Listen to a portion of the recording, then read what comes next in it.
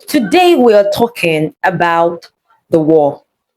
The war is not against you, your family, your faith, your health, or possessions. The war is against your heart. So, got it. I remember last year where I was thinking about a particular incident where I realized that someone that I had called a friend for years is not who she says she really is.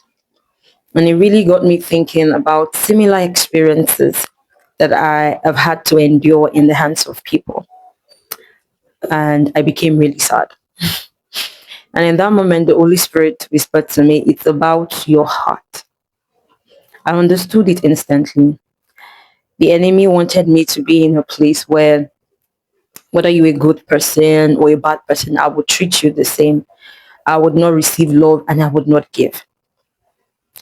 But something else happened that made me understand this even better. But before we go into that second story, let's talk about the heart. The heart is not just an organ, it is where we believe from, it is where we love from, it is where we give from, it is able to receive and to give. But if the enemy is able to corrupt it from the place of unforgiveness, grief, anger, pride, or hatred, then it limits how we receive from God or even give to others. Proverbs 4 verse 23 says, above all else, guard your heart, for everything you do flows from it.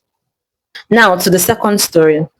Last year when my mom passed, and one of those nights I went to bed really sad, like I was in tears. I could not control it. And then I had a dream. In this dream, I realized that certain things that I had prayed to God for and gotten answers to went through a reversal, more like the enemy had an upper hand. The minute I woke up from that dream, I understood what I had just seen, but I was confused. The question on my mind was, am I not allowed to grieve? But God being so faithful, that same day, I came across this video on Facebook where a woman was sharing an encounter she had with this evil spirit. Backstory, she got into a fight with her husband and they didn't settle before she went to bed. So in this dream, the evil spirit was trying to get her to come into alignment with him so she could curse her husband. Now, what I can remember is if it was so that he could die or experience this health issue. But the most important thing for me that day was that I understood like never before that grief, hatred, anger, pride, even fear is the enemy's dwelling place. It's not a place where you will find God. The Holy Spirit does not dwell there. And so it became clear what the Holy Spirit was trying to teach me. And I'm sure that just like I had that same question in mind, you are thinking, so are we not meant to have these emotions when situations cause them to arise? Yes, we are, but we are not expected to dwell there.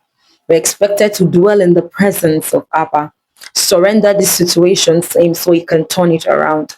First Samuel 16 verse 7 says that we humans look at the outward appearance, but God looks at the heart. But he doesn't just look at the heart, he is able to heal and transform our heart if we would surrender it to him. The truth is, we are imperfect and we would always offend one another, intentionally or unintentionally.